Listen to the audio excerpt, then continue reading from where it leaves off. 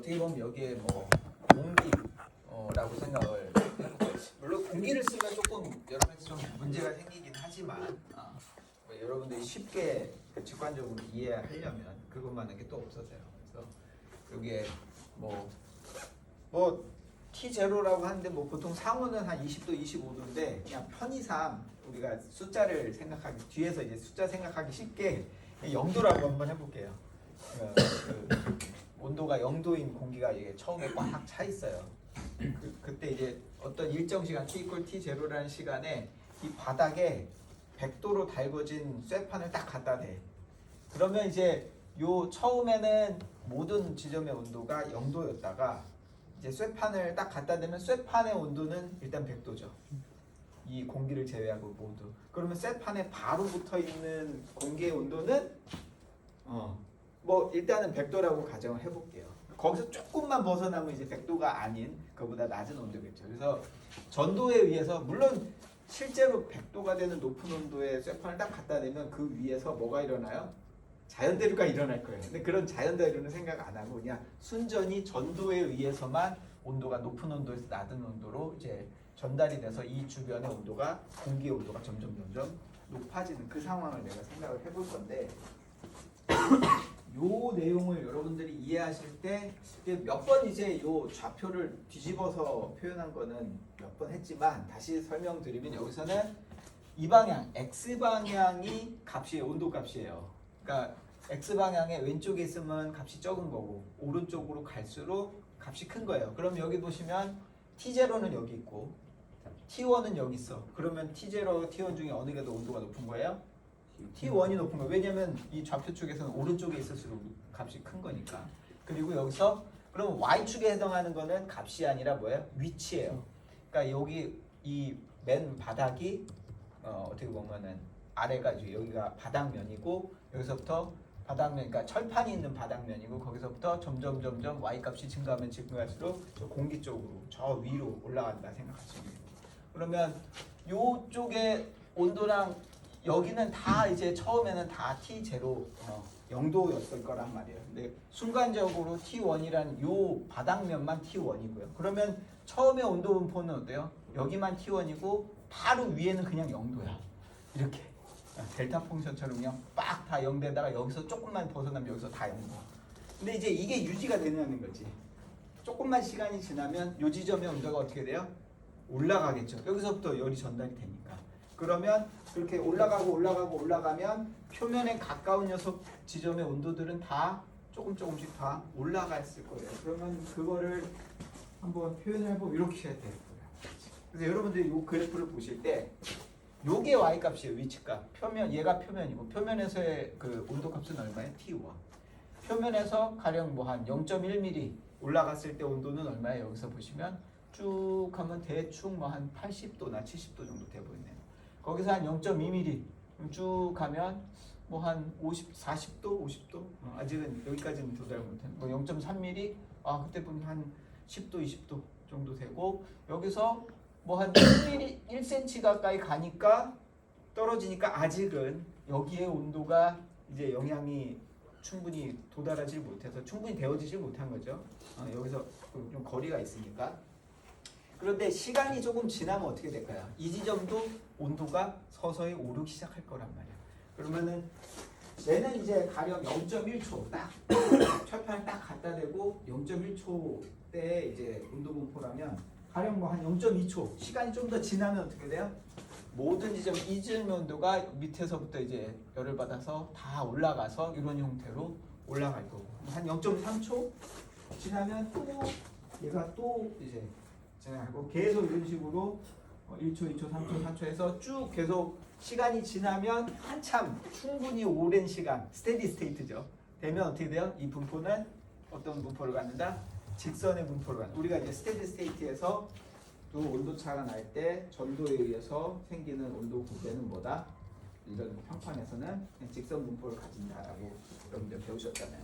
그래서 요거에 수렴해 갈 거예요. 그러니까 어떻게 보면 시간이 지나면서 이렇게 되는데 보시면 이 온도라는 게 위치에 따라서만 다르지 않죠. 위치가 이제 Y쪽, 그러니까 위치라는 게 여기서는 뭐 청판에 이 철판에서부터 위쪽으로 떨어진 거리만을 생각을 하고 있는데 이쪽이나 이쪽으로 생각 안 하고요. 그러면 요 위치만 생각했을 때 요 위치에 따라서 보시면 이 시간에는 이 위치에서의 온도가 요만큼이었지만 조금 시간이 지나면 더 온도가 올라가고 더 시간이 지나면 온도가 올라가고 계속 어때요? 어떤 특정 위치에서 온도라는 게 시간에 따라서도 변해요. 위치에 따라서도 변하지만 그래서 이 문제는 결국 온도를 위치와 시간의 함수로 다 찾는 거예요. 그러니까 여러분들이 결과를 얻으시면 얘가 이렇게 시간에 따라서 시시각각 변하는 이런 여러 가지의 함수 꼴을 여러분들이 이렇게 손으로 풀어서 찾을 수 있다는 거죠. 저게 돼요? 된단 말이죠.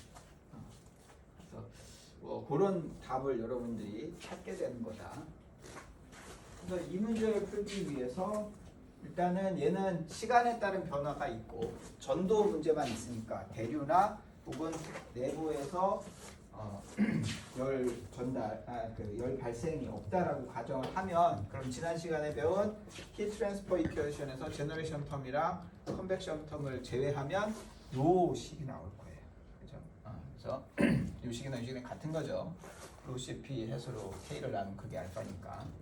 그래서 저 식을 푸는데 어떻게 보면 시간과 그 y 위치 y에 대한 편미분 방정식이잖아요. 그러면 여러분들이 이제 미분 방정식이라는 걸 여러분들이 보실 때 주어진 미분 방정식을 어떻게 풀어야 되느냐. 기본적으로 모든 미분 방정식 어떻게 풀어요? 변수 분리? 변수 분리는 이제 그 편미분 방정식 풀 때는 변수 분리를 하죠 우리가. 이제 기본적으로 우리가 미분 방정식이라는 거는 미분의 형태로 돼 있는 거에서 그러니까 y를 뭐 가령 x에 대한 미분으로 해서 dy dx가 포함된 어떤 식으로 가지고 있다는 건데 그러면 그 식에서부터 y를 찾는 방법은 적분이에요. 적분을 하면 돼요. y에 대해서 x에 대해서 적분을 하면 되겠다. 해당 변수를 가령 이제 이거 같은 경우에는 t가 시간 스몰 t하고 y의 함수니까 가령 이거 같은 경우는 이걸 풀려면 기본적으로는 시간에 대해서 한번 적분을 하면 돼요. 그럼 적분을 한번 하면 뭐가 생겨요? 항상 적분 상수가 생기잖아요. 그러면 1차 미분 방정식은 적분 상수가 몇 개 생길까요?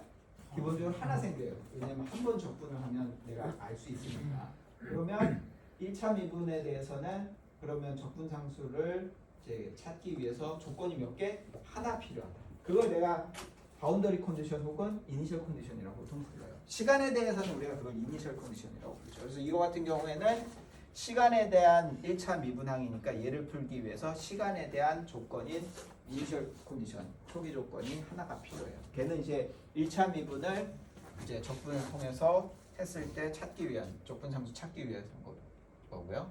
그러면 y에 대해서는 몇 차예요 지금? 2차죠. 그럼 2차 미분 방정식을 푸는 기본적인 방법은 두 번 적분하는 거예요. 그러면 적분을 한 번 할 때마다 적분 상수가 하나씩 생기니까 그럼 2차는 적분 상수가 몇 개? 2개 생기고 그럼 그 2개를 결정하려면 조건이 몇 개? 2개가 필요하다. 그 얘기는 2차 미분 방정식은 바운더리 컨디션 경계 조건이 몇 개? 2개가 필요하다. 그러면 얘는 왜 바운더리 컨디션이라고 하고 얘는 이니셜 컨디션이라고 얘기하냐? 얘는 이제 위치에 대한 조건이잖아요. 그래서 바운더리가 어떻게 보면 경계니까 그러니까 위치에 대한 조건을 보통 이야기할 때는 바운더리 컨디션 경계 조건이라고 얘기해요. 시간에 대한 조건은 보통 시간에 대해서 보통 1차인 경우가 대부분이거든요. 그러면 하나가 필요해서 그때는 초기 조건 이니셜 컨디션이라고 보통 얘기해요. 어쨌든 뭐 그러면 이 편미분 방정식을 풀기 위해서 총 조건이 몇 개? 3개가 필요한 거예요. 시간에 대해서 하나, 위치에 대해서 2개. 그래서 시간에 대한 조건은 쉽게 뭐 이렇게 하면 되죠. t = 0. 처음 시작할 때는 모든 지점의 온도가 뭐였다? T0였다. T0에서 시작했습니다. 그리고 경계 조건, y에 대한 경계 조건 2개는 하나는 뭐야? y = 0. 뭐든 어디죠? y = 0이면 바닥면, 철판. 철판이랑 맞닿아 있는 뭐의 온도? 철판의 온도가 아니죠. 사실 얘는 우리 시스템은 사실 철판이 아니고요. 뭐야? 철판과 맞닿아 있는 공기가 우리 시스템이에요. 그러니까 철판과 딱 맞닿아 있는 이 공기의 온도는 항상 T는 철판의 온도하고 같다. 그게 이제 조건 하나. 그러면 철판에서 충분히 저 멀리 떨어진 부분의 온도는 얼마야? 초기 조건인 T0하고 같다. 그렇게 해서 두 가지가 이제 지금 Y에 대해서 2차에 대한 조건하고 시간에 대한 조건 하나 갖고 문제를 풀 수 있게 되죠. 그래서 여러분들이 기본적으로 모든 공학 문제를 이렇게 미분방 정식 형태로 이렇게 표현되어 있을 때 항상 그것만 보시고 확인하시면 이 시스템에 대한 이해라든가 이게 명확해져요. 몇 차냐, 그 차수에 맞춰서 전개 조건 혹은 이니셜 컨디션이 몇 개 주어져야 된다. 이 정도만 이해하시면 그게 가장 핵심이다. 푸는 건 사실 그 이후의 문제거든요. 그래서 이 문제를 풀기 위해서 기본적으로 이제 그 무차원화를 했어요. 이게 사실 우리 학생들이 무차원화 해놓으면 오히려 그게 더 좀 귀찮거나 힘드실 수도 있는데 이렇게 해놓으면 내가 이제 어떤 온도를 T0 혹은 T1이라고 표현하지 않고 이거 같은 경우에는 T가 T0면 얼마가 나와요? 0이 나오고요. T가 T1이면 1이 나와요. 사실 여기서 온도는 바닥 온도 100도, 공기 온도 0도라고 하면 그 중간 0하고 100도 사이잖아요. 그러면 그 얘기는 100도인 걸 1, 0도인 거를 0이라고 두고 0하고 1 사이의 값으로 다 표현을 해버린 거예요. 그러니까 노멀라이즈를 한 거죠. 표준화 해버린 거예요. 그래서 미분방 정식 자체는 뭐 이거 이렇게 한다고 바뀔 거는 없고요. 그리고 이제 요거 세타라고 해서 얘는 무차원화된 온도죠. 그 값은 바닥면에서 T가 T1이니까 그렇게 되면 1이고 저 멀리에서는 T가 T0니까 T0 넣으면 이게 0이 돼서 이 값이 0. 그리고 초기 조건은 T가 T0니까 역시 0. 이렇게 됩니다. 그러면 이 문제를 어떻게 푸냐? 사실은 세타에 대해서 T와 Y의 편미분방 정식을 푸는 게 맞는데 그리고 그걸 풀 수도 있어요. 네. 그렇게 안 풀고 여기서는 어떻게 했어요? 변수 치환이라는 방법을 해서 약간 좀 나름 스마트한 방법이죠. 물론 이렇다고 쉽게 풀리는 건 아니지만 어쨌든 그래서 여기 보시면은 그 학생들 중에 이걸 물어보시는 분이 있더라고요. 이제 짝대기 3개가 뭐예요? 그죠? 짝대기 2개는 등호인데 하나 더 끄면 이거 뭐죠? 이렇게 정의하는 정의를 하는 겁니다. 그래서 에타라는 변수를 이렇게 정의한 거예요. 뭐라고? y하고 t가 모두 포함된 하나의 변수. 왜냐하면 세타가 t와 y의 서로 다른 두 개의 변수의 함수잖아요. 그러니까 두 개를 하나로 합쳐버린 거예요. 그러면 얘가 이 에타라는 변수에 대해서 뭐예요? 그냥 편미분이 아니라 상미분 방정식 형태로 바꿀 수가 있어요.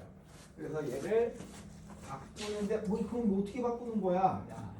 자세한 설명을 하면 설명이 길어지니까 일단 요거는 이제 우리 교재 그 참고 교재 116페이지에 여기를 보시면 자세하게 그 과정이 나와 있으니까 수학적으로 얘를 이렇게 치환을 하면 요 변수를 어떻게 이제 에타에 대해서 이렇게 바꿀 수 있는지에 대해서는 요 설명을 참고해서 이렇게 어쨌든 이렇게 치환을 하게 되면 요 편미분방 정식이 이런 상미분방 정식으로 바뀌어요. 근데 얘를 풀기가 쉽냐? 사실은 여전히 어렵긴 한데 뭐 그래도 얘는 그래도 상미분방 정식이고 뭔가 짱구를 굴리면 뭐 할 수 있는 뭐가 나와요. 근데 이제 만일에 여기서 에타가 없었으면 조금 풀기가 좀 쉬웠을 건데 여기 에타가 곱해져 있는 바람에 조금 어려워지긴 했습니다. 어쨌든 뭐 쟤를 저렇게 이제 미분방 정식을 에타에 대해서 이제 뭐 편미분이 아니라 상미분방 정식 형태로 바꿨고요. 그러면 y나 t가 아니라 에타에 대해서 경계 조건을 표현을 해야 되잖아요. 그러면 y가 0이면 여기다 0 넣으면 에타가 뭐가 되죠? 0이 나오죠. 그러니까 y가 0일 때 에타가 0인데 그때 값은 온도 값은 1이니까 이렇게 쓸 수 있고.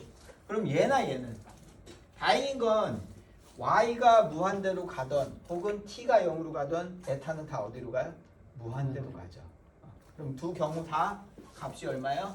0으로 가니까 이 두 개의 조건이 하나로 그냥 합쳐져요. 이렇게 돼서 이제 그렇게 되면 이거 다시 볼까요? 그럼 세타가 에타에 대한 몇 차 미분방 정식? 2차 미분방 정식인데 바운더리 경계 조건이 몇 개? 2개가 있으니까 이게 풀 수 있죠. 자, 한번 보죠. 그럼 얘 어떻게 푸냐? 얘를 세타 자체를 뭐라고 두기보다 세타를 에타에 대해서 한번 미분한 녀석이 가령 이런 형태면 이거 만족해요. 그런가요? 보시면 얘를 미분한 게 요 두 번 미분이잖아요. 에타에 대해서 한 번 더. 얘를 에타에 대해서 미분하면 요거 그대로 남고 요거 위에 있는 마이너스 2 에타가 곱해진 거든. 그럼 앞에 마이너스 2 에타가 곱해지면 여기 2 에타가 있으니까 두 개가 해서 0을 만족해요. 아 만족하네요. 그죠? 그래서 세타 자체가 뭔지 모르겠지만 세타를 에타로 미분한 녀석이 이런 형태면 이거 만족해 일단. 그런 다음에 얘 어떻게 구해요? 세타를 에타에 대해서 적분하면 돼요. 그러니까 바로 적분해서 풀잖아. 그러니까 그런 그러니까 미분 방정식을 푸는 폼이 그거예요. 약간 그게 만족할 만한 어떤 형태의 폼을 일단 찾은 다음에 걔를 적분하는 형태로 접근을 해요. 미분 방정식 풀이는 기본적으로 다. 그래서 여기서 이제 세타 자체는 여기서 세타를 에타에 대해서 미분한 게 이렇게 됐으니까 요거 세타는 양변을 에타에 대해서 적분을 하면 되는데 문제는 이게 펑션 오브 에타로 남아야 되잖아요. 근데 이게 정적분을 해버리면 이제 여기가 이제 어떤 숫자가 들어가면 얘가 숫자가 돼서 변수가 없어지니까 그럴 때는 요 그 끝에 정적분의 끝에 내가 남기고 싶은 그 변수를 넣고 대신에 여기 적분하면 얘 변수가 없으니까 얘를 에타가 아닌 다른 변수 타오라는 녀석으로 치환해서 다른 걸로 썼어요. 이거 그냥 에타로 쓰셔도 뭐 크게 다르진 않아요. 그리고 이제 적분을 했으니까 적분상수 하나 생기고 그래서 이런 형태로 그래서 이게 맞는지는 어떻게 확인해요? 얘를 에타에 대해서 미분했을 때 얘가 나오는지 보면 돼요. 그리고 얘를 여기다 넣어도 성립해요. 그러니까 이제 저런 폼이 사실 맞죠. 그래서 경계 조건은 에타가 0일 때 에타 0을 넣으면 여기서 0 넣으면 0에서 0이니까 구간이 0이라서 얘가 그냥 0 되죠. 그러면 C2밖에 안 남는데 그 값이 얼마였어요? 1이었어서 C2는 간단하게 1이라는 결과가 나오고 대신에 무한대일 때 에타가 무한대일 때 값은 얘를 계산해야 돼. 안타깝게도. 네. 야씨 익스포넨셜 마이너스 타우의 제곱 얘를 이제 0부터 적분한 값 난 모르는데 다행히 이게 테이블에 값이 있어요. 구한 값이 있는데 그게 2분의 루트 파이예요. 그래서 여기서부터 C1 값은 마이너스 루트 파이분의 2여야 된다. 그래서 에타가 이런 형태로 주어지는데 여기서 여러분들 처음 보는 펑션이 나와요. 그래서 좀 복잡하고 특이하게 생긴 녀석인데 0부터 에타까지 익스포넨셜 마이너스 타우 제곱 2타우. 그래서 이제 적분 형태로 표현된 이 펑션을 우리가 뭐라고? 에러 펑션이라고 불러요. 이게 여기만 나오는 게 아니고요. 되게 그 공학의 여러 분야에 많이 나오는 거죠. 에러 펑션은 전자기 쪽에도 많이 나오고요. 왜냐하면 우리가 다루는 그 언스테디 디퓨전 이퀘이션 폼이 굉장히 기본적으로 여러 그 공학이나 그 기초과학에 나오는 지배방정식이 되게 유사해요. 대부분. 그래서 그게 기본 폼이라 이런 것들이 물리학이나 다른 분야에서도 많이 알려져 있는 겁니다. 물론 수학에서도 많이 알려져 있는 거고요.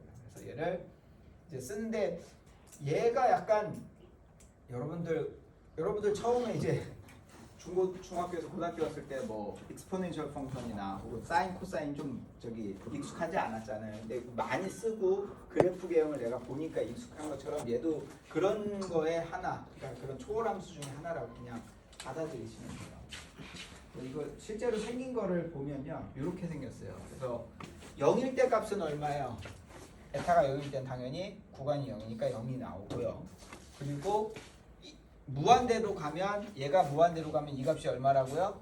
여기서처럼 2분의 그 루트 파이가 돼서 앞에 요 곱해진 개수랑 하면 이 값이 1로 가요. 그러니까 얘가 무한대로 가면 1에 접근하는 이런 약간 로그 그래프 비슷하게 이런 형태로 가지는 그런 함수다라고 이해하시면 받아들이시고 그래서 얘를 에러 펑션이라고 하는 녀석이고 실제로 이 값을 플롯을 해보면 이런 모양을 갖는 그런 녀석입니다. 근데 이제 여기서 이제 가장 핵심적인 사실 요거를 다룬 가장 중요한 이유는 이게 바운더리 레이어 이야기를 드리려고 한 거였는데 그래서 여러분들이 제가 수업에서 나름 온라인에서 설명 드렸는데 이게 제대로 잘 전달이 되고 여러분들 충분히 이해하셨는지가 사실 제 걱정이긴 해요. 그래서 사실은 다시 대면 수업에서 설명을 드리는데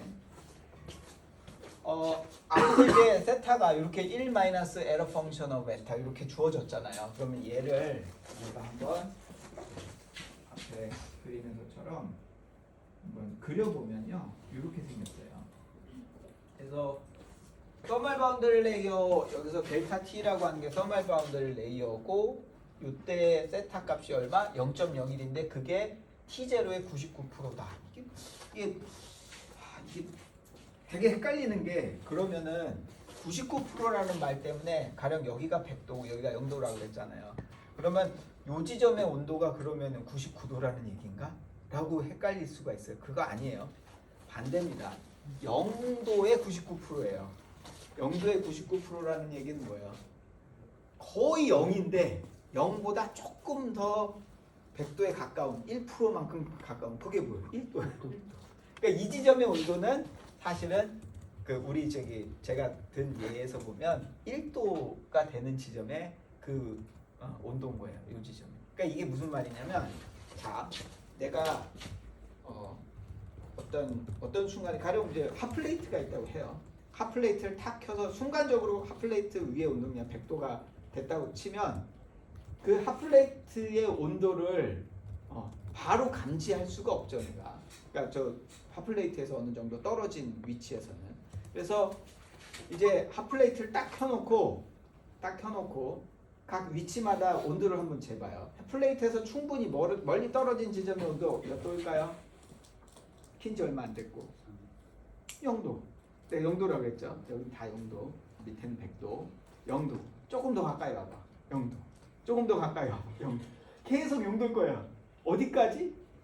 핫플레이트 근방에 와서 어느 지점이 되면 얘가 0도가 아니라 1도 하고 온도가 딱 올라가는 지점이 있을 거예요. 왜? 아까 보여드린 것처럼 온도가 요 근처에서 점점 올라가서 여기까지 이제 어떤 영향이 미치는 그 지점이 있을 거란 말이지. 그러면 결국 1도라는 게 뭐예요? 0도 하다가 표면에 온도가 100도라는 것 때문에 사실은 어떤 변화가 있었던 거잖아요. 그러니까 표면의 영향이 최소한 감지되기 시작하는 그 지점인 거예요. 뭐가? 이 바운드리 레이어라는 게. 이게 0도, 이게 1도 되는 지점. 그러니까 딱 1도만 변해도 내가 뭔가 변화가 있구나라는 걸 내가 감지할 수 있잖아요. 캐치할 수 있잖아요. 그러면 그 지점의 위치라는 게 가능한 이 표면에서 되게 가까운 영역이어야만 그 감지가 될 거란 말이에요. 그런데 이거는 생각을 해보면 근데 저거는 내가 시간을 한참 두면요. 얘를 100도를 해놓고 한 1시간 기다렸어. 그러면 여기가 아니라 저기다 넣어도 뭐 한 1도가 아니라 뭐 한 10도일 수도 있잖아요. 그럼 그거보다 훨씬 멀리 있는 지점에서도 1도가 넘는 온도가 감지될 수 있단 말이에요. 왜냐면 얘가 데워지면 주변 온도가 다 올라가 있었을 테니까. 그 얘기는 요 두께라는 게 혹은 이 위치라는 게 시간에 따라서 바뀌어요. 킨지 얼마 안 됐을 때는 딱 바로 키고 바로 직후에는 어때요? 아주 근처에 가야만 내가 디텍트가 가능했을 거라고. 왜냐면 킨지 얼마 안 되면 데우는 데까지 시간이 걸려요. 그 주변의 온도를. 그래서 그 굉장히 짧은 초기에는 요 두께가 굉장히 얇을 텐데 시간이 지나면 지날수록 실제로 어떻게 돼요? 여기서 지금 이 시점에서 시간이 조금 더 지나면 온도 분포가 어떻게 바뀌죠? 이렇게 바뀔 거란 말이야. 아까 좀 보여드린 것처럼. 그죠? 그러면 1도가 되는 지점의 위치가 여기가 아니라 어때요? 훨씬 더 위에서가 되잖아요. 그 얘기는 이 두께가 어때요? 더 늘어나죠. 그 얘기는 이 바운더리 thickness라는 게 어때요? 시간이 지나면 지날수록 점점 두꺼워진다. 더 먼 영역까지 이제 영향을 미치게 된다. 굳이 표면 근처에까지 안 가더라도 요 이제 변화를 감지할 수 있는 요 위치가 표면 좀 멀리 떨어져서도 얼마든지 감지가 가능해진다라는. 혹은 이 공기의 그 전도도가 높으면 어떻죠?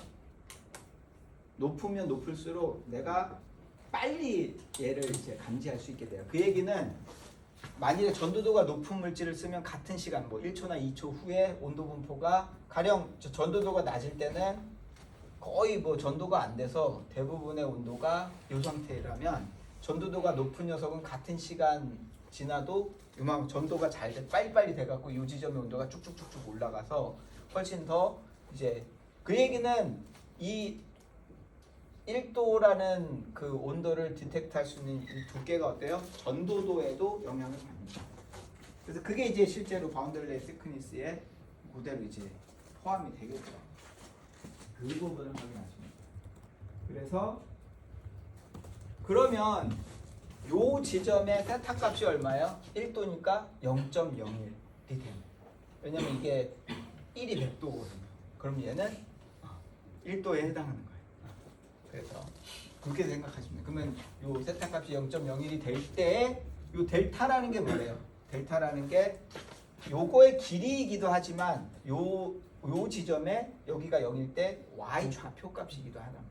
그래서 그때 y 좌표 값 혹은 그게 이제 길이에 해당하니까 그 예를 넣으면 그러면 이게 되는 때 요 길이는 뭐가 되겠느냐? 요걸 풀면 돼요. 이걸 풀어보시면 그러면 요 값이 0.09가 되게끔 하는 요 값은 얼마면 돼요? 테이블에서 찾아보시면 저기 한 2일 때 0.09라는 값을 줘요. 그 에러 펑션에서. 그래서 결과적으로는 바운더리 thickness가 어때요? 시간과 디렉티비티에 비례한데 여기 중요한 건 그냥 정비례가 아니라 뭐예요?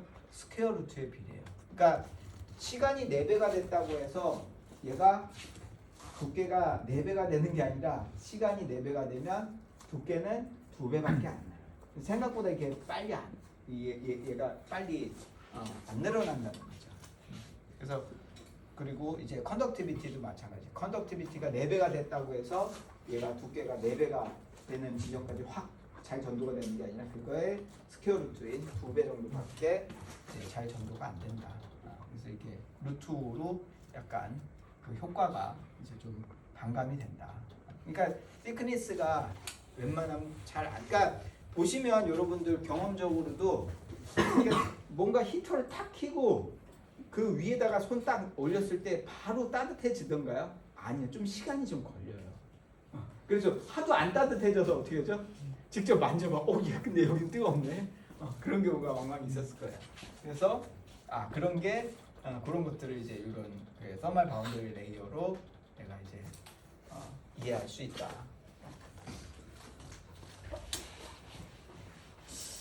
근데 이제 요 문제를요, 약간 바꿔서 달리 생각해 볼 수도 있는 게 지금은 이제 제가 이제 두께나 그걸 설명을 드렸는데 실험을 약간 달리 해볼 수 있어요. 지금 아까 설명드릴 때는 내가 위에서부터 위치를 바꿔가면서 이 1도라는 온도가 감지되는 그 위치를 찾았잖아요.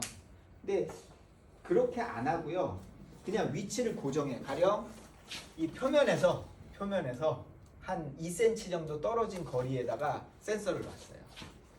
그러면 그 온도 센서를 놨어요. 그러고서 딱 시작하면서 이 밑에 온도를 100도로 빡 올렸어.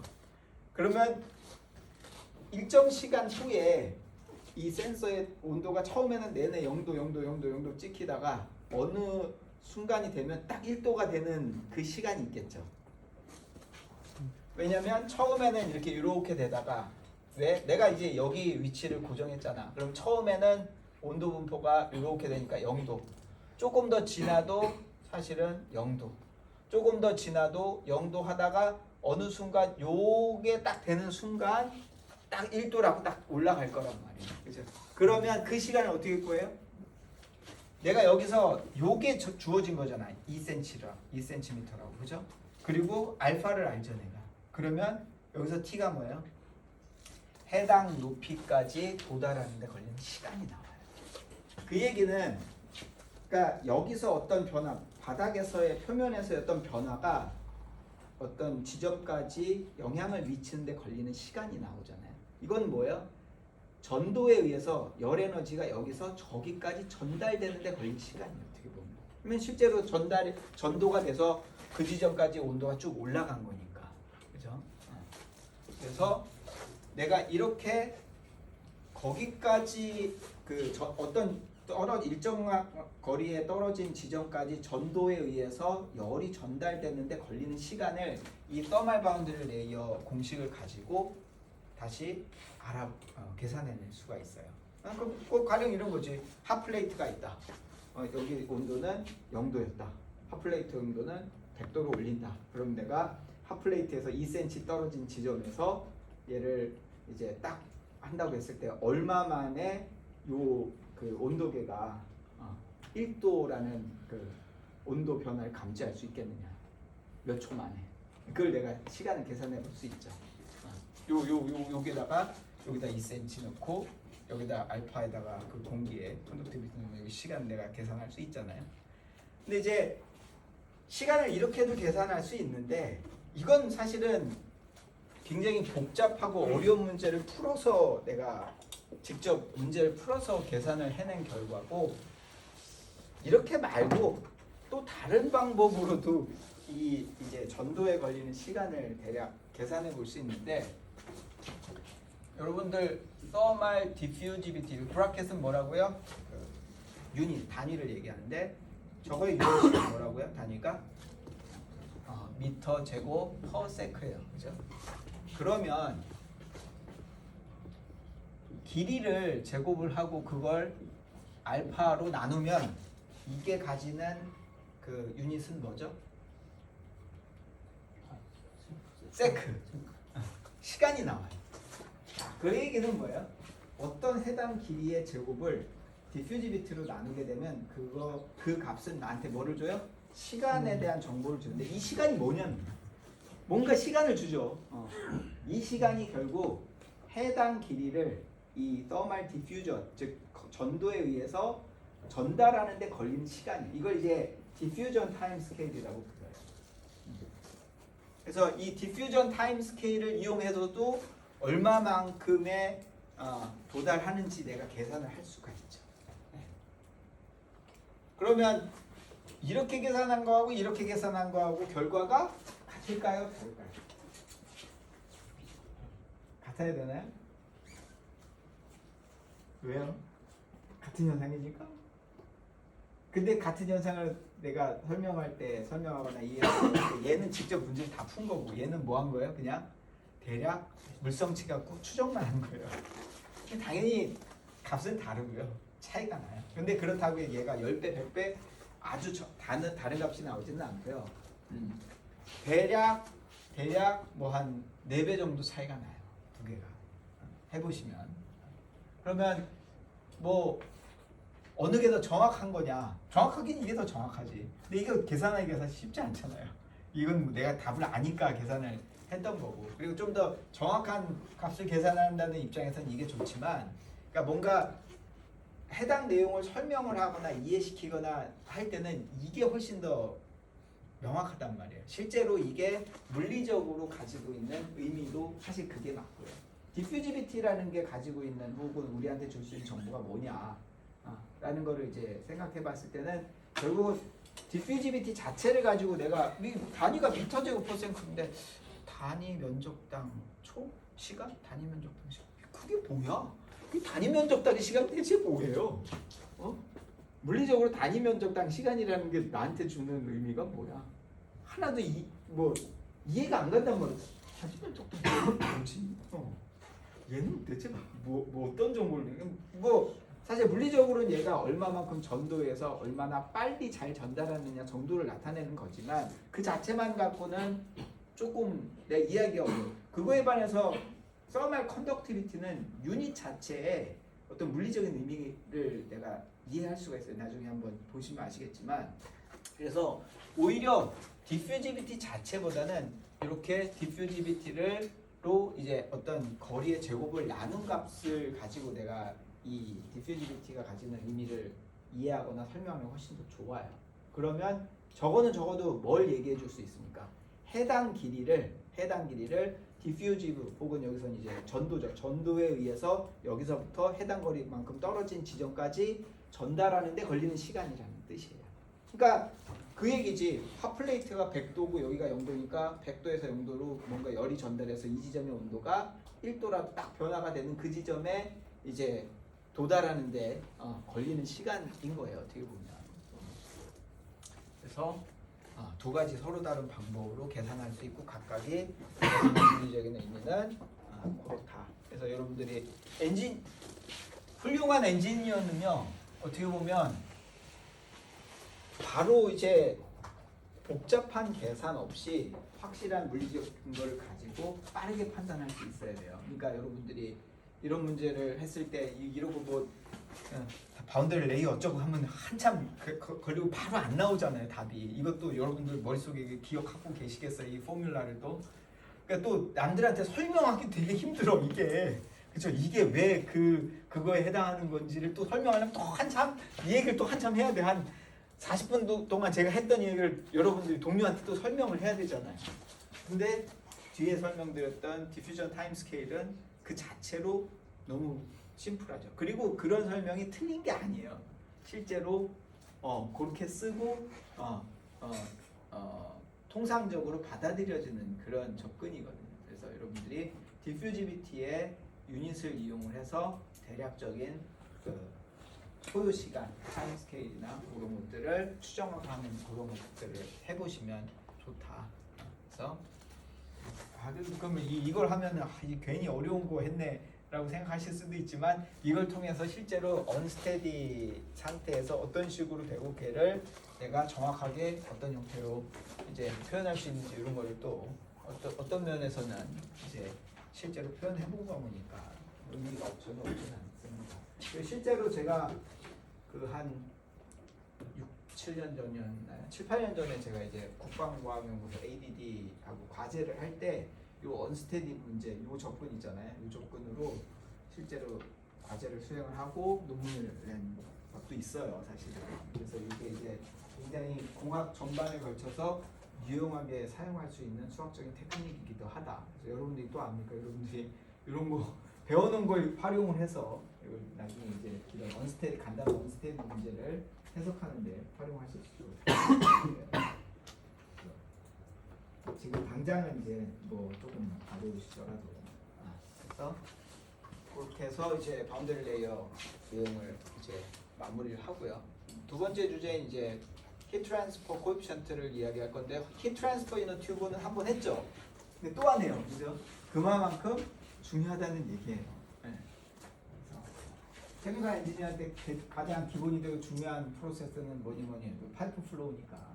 그래서 이런 파이프에 이제 보일러 문제죠. 그래서 열을 가해서 하게 되면 이제 파이프 내면의 온도가 훨씬 더 가열이 돼서 높아지고 이제 이쪽으로는 이제 차가운 물이 들어갔을 때 이제 보일러 이 관을 통해서 열을 전달하는 그런 문제를 해석을 하는데 기본적으로 얘는 물이라는 액체하고 그 파이프라는 그 쇠 파이프라는 고체하고 사이에 그 솔리드 플루이드 사이에 서로 다른 페이즈 사이에서의 열 전달 문제니까 뭐를 써야 돼요? 히트 트랜스퍼 코에피션트를 써서 표현을 해야 돼요. 이런 경우에. 그래서 히트 트랜스퍼 코에피션트를 썼을 때 히트 플럭스는 이거 곱하기 온도 차죠. 근데 이제 전체 열량은 거기다가 면적을 곱해주면 될 거예요.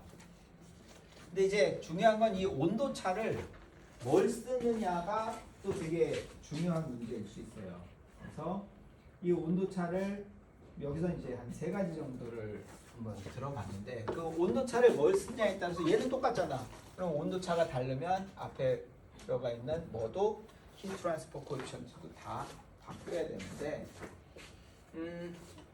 얘를 썼을 때 문제가 뭘까요? 얘는 이제 입구에서의 온도 조건을 쓴 거예요. 그러면 입구에서 들어가는 입구로 들어가는 뭐 저기 물의 온도 보통 상온이 되겠죠. 그리고 입구 쪽에서의 파이프의 온도 뭐 찬물이 들어가기 전이니까 얼마나 뜨겁겠어요, 그렇죠? 그래서 그러면 이제 쉽게 얘기해서 얘는 입구에서 한 200도까지 가려져 있고 얘는 뭐 한 25도 상온에 물이 들어가. 그 온도 차가 거의 175도가 나니까 엄청나게 열 전달이 엄청 많이 되겠죠. 그런데 그 상황이 그 파이프 이후에 계속 유지가 되냔 말이지. 그럴 리가 없잖아요. 왜?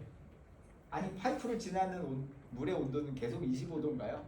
아니지. 걔가 30도, 40도, 50도 파이프를 지나면서 계속 걔 온도는 데워지니까 계속 올라갈 거란 말이야.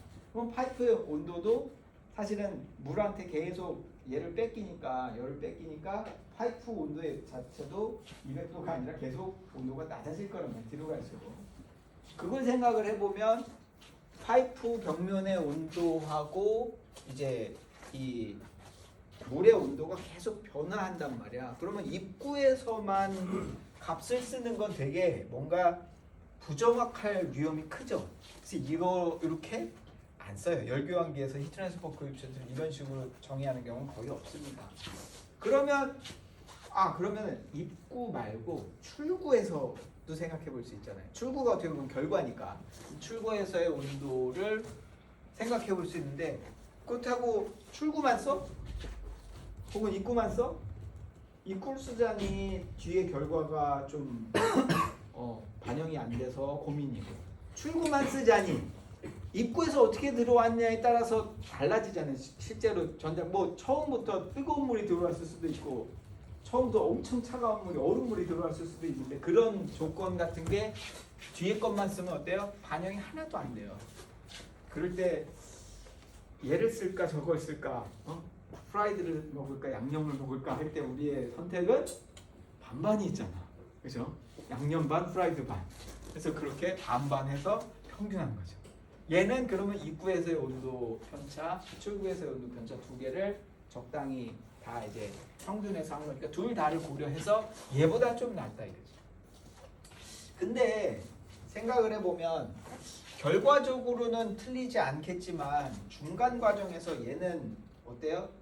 물의 온도는 계속 올라가고 벽면의 온도는 계속 떨어지면 그 중간에서는 어때요? 히트 트랜스퍼 되는 정도가 히트 트랜스퍼는 뭐에 비례해서 온도 차에 비례하니까 중간에 계속 뭔가 변화가 있단 말이에요. 그리고 얘가 이제 여러분들 열교환기에 코커런트가 있고 카운터 커런트가 있단 말이에요. 그래서 그거 이제 다음 주차에 배웁니다, 여러분. 그러면 그런 경우에 두 개가 온도 편차가 좀 달라지고 얘가 효율이 달라질 수가 있어요. 그럼 그 중간에 열 전달이 어떻게 되느냐 그 과정을 내가 담을 수가 없거든요.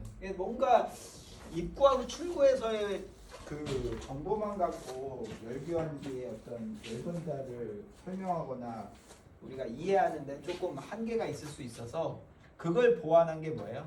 이 로그민 템퍼러처 디퍼런스라는 참 좀 특이하게 생겼어요. 여기서는 두 개를 더해서 2로 나누는데 얘는 뺀 다음에 밑에다가 이게 대체 어디서 나온 수식이지라고 이제 의아하실 수 있는데 다음 자추 이제 마지막 주차추 이제 어떻게 보면 강의에서 다음 주 강의에서 좀 자세하게 다룹니다.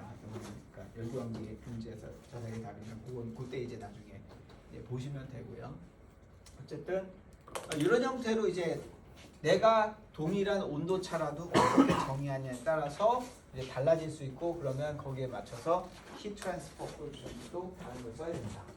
이제 포인트가 되겠습니다. 그럼 이제 H라는 녀석이 어떤 거에 영향을 받는지를 한번 살펴보면요. H라는 건 기본적으로 이제 파이프하고 유체 사이의 열 전달인데 결국에는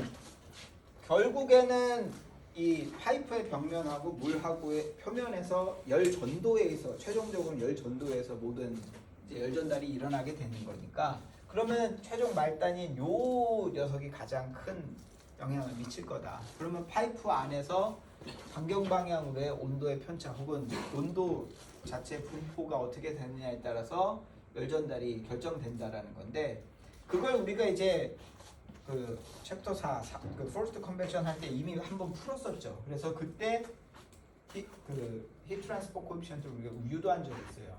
이제 그 4장 그 강의를 이제 돌아가서 보시면 그때 우리가 유도한 그 히트 트랜스퍼 코에피션트를 로컬 히트 트랜스퍼 코에피션트로 불렀고 11분의 48 K 오버 D 이렇게 주어지는데 이게 이제 너셀 넘버로 보면 11분의 48이 돼요. 그래서 항공기사 준비하거나 하면 이 많이 보시게 될 숫자인데 어쨌든 그러면 이제 이렇게 히트 트랜스퍼 코에피션트라는 건 기본적으로 뭐에 영향을 받는다?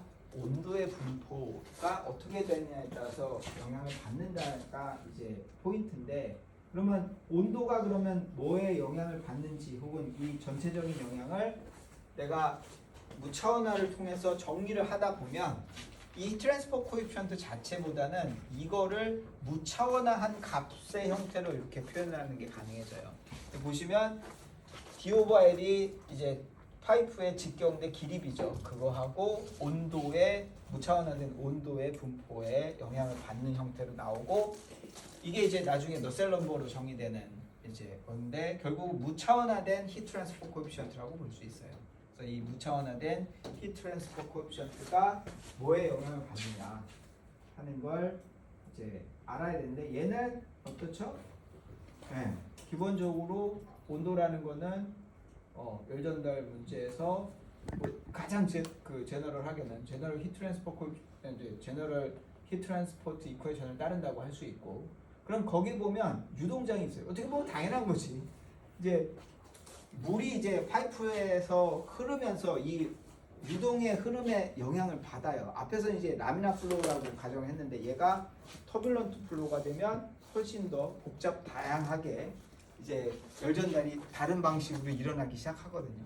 그러면 내가 열전달 문제를 풀려면 결국 궁극적으로는 이 파이프 문제에서는 유동장 문제도 같이 풀어야 되는구나라는 결론에 이르게 돼요.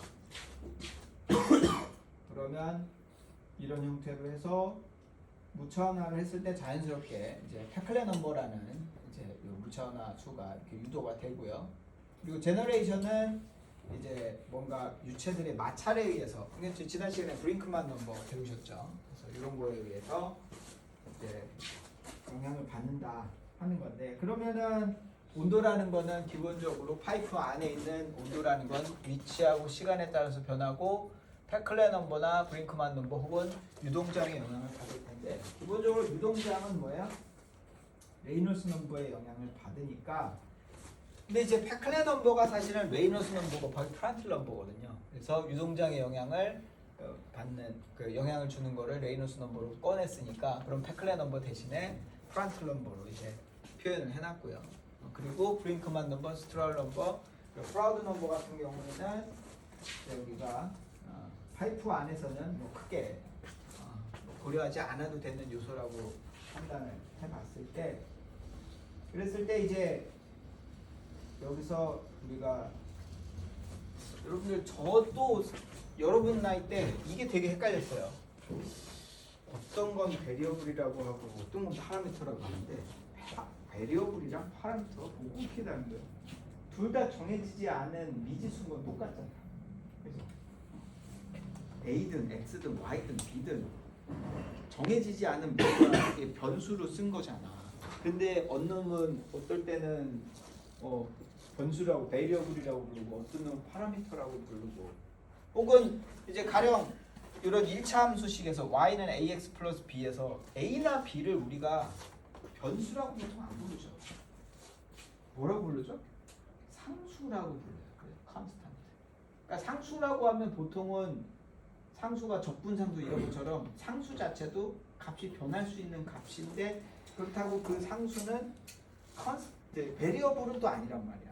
그러면 베리어블하고 이 파라미터하고 뭐가 다른 거냐 했을 때는, 결국은 내가 이제 일반적으로 함수 관계를 설명을 할 때 주로 내가 관심을 가지고 변화를 시킬 녀석을 보통 뭐라고?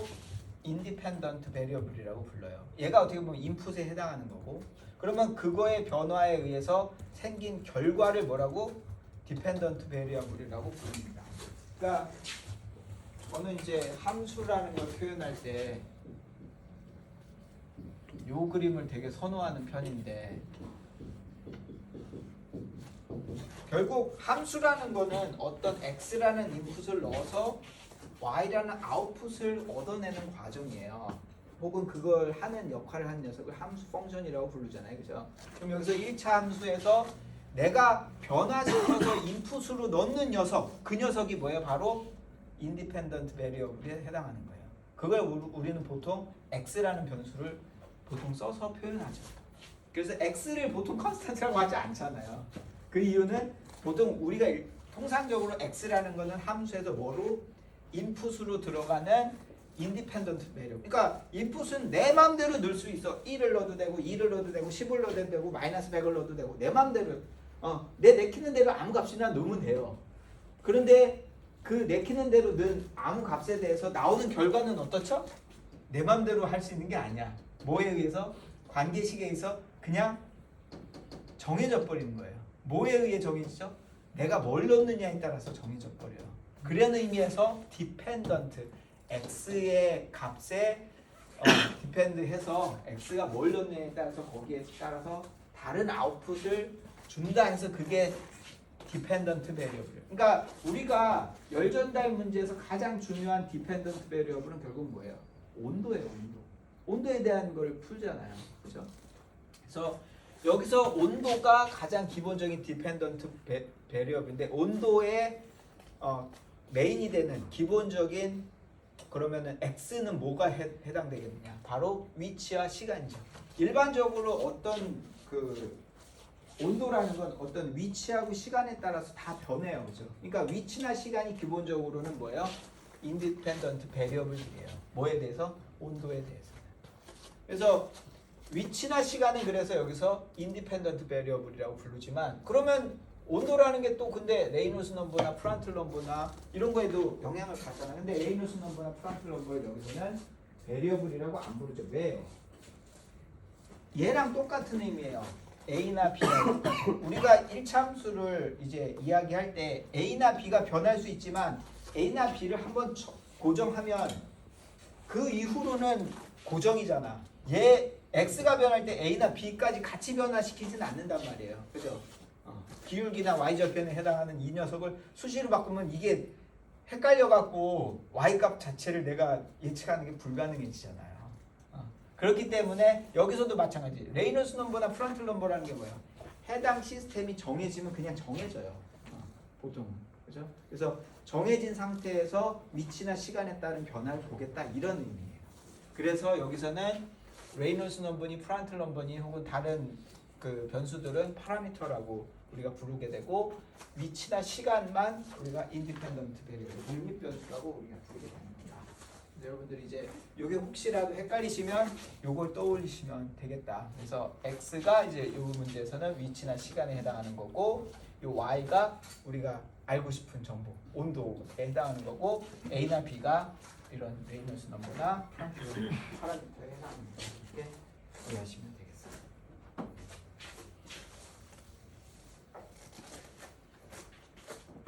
자, 그리고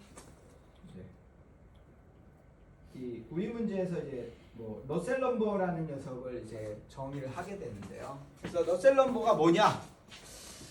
결국은 무차원화된 히트 트랜스퍼 코에피션트죠. 히트 트랜스퍼 코에피션트예요. 근데 걔를 길이하고 이제 컨덕티비티로 나눠서 얘를 이제 무차원화를 시킨 건데 사실은 열전달 문제에서 어떻게 보면 페클레 넘버 다음으로 중요하다고 할 수도 있어요. 뭐 파이프 안에서의 혹은 솔리드하고 플루이드 사이에 열전달은 다 뭘 이용해서 표현해야 되니까 이 히트 트랜스퍼 코에피션트를 이용해서 표현을 해야 되거든요. 그래서 그런 히트 트랜스퍼 코에피션트를 무차원화한 값이니까 너셀 넘버가 굉장히 중요하다. 엔지니어링 관점에서는. 그리고 얘는 여기서는 사실은 요게 일종의 뭐 다른 시스템 앞에 시스템에서는 얘가 너셀 넘버가 파라미터였지만 이 파라미터 자체가 또 뭐의 펑션이에요? 레이놀스 넘버나 프란틀 넘버나 길이 대 직경 B의 함수예요. 이 경우에는 또 앞에서는 레이놀스 넘버나 프란틀 넘버가 뭐였어요? 파라미터였지만 여기서는 뭐예요? 독립변수예요. 왜냐하면 얘를 변화시키면 요 값이 변하잖아요. 그런 의미에서는 여기서의 함수 관계에서는 레이놀스 넘버나 프란틀 넘버가 또 베리어블이 되는 거예요. 그런 상황이에요. 그래서 이게 정해진 게 아니에요. 제일 어리석은 생각이 레이놀스 넘버는 무조건 파라미터다. 얘는 베리어블이 될 수 없다라고 생각을 하거나 이야기하는 거예요. 물론 대부분의 경우는 맞지만 이 경우는 아니잖아. 내가 너셀 넘버를 레이놀스 넘버의 펑션으로 이렇게 정의를 하는 순간 얘가 어떻게 보면은 독립 변수가 되는 거죠. 얘의 변화에 따라서 얘를 보는 거. 실제로 플롯하거든. 레이놀스 넘버에 따라서 너셀 넘버를. 그러면 얘가 사실 x 같은 인디펜던트 베리어블이지 얘가 파라미터가 아니거든. 그렇죠? 그건 이제 상대적인 거고 파라미터냐 뭐 베리어블이냐는 상대적인 거지 절대적으로 얘는 항상 뭐고 이런 건 아니라는 거예요. 그래서 이제 요 너셀 넘버에 대해서는 다음 주 강의에서도 추가적으로 좀 더 이제 제가 설명드리니까 그때 좀 더 자세하게 다뤄보도록 하겠습니다. 네, 이번 주 강의는 여기까지 하겠습니다. 수고하셨습니다. 고맙습니다.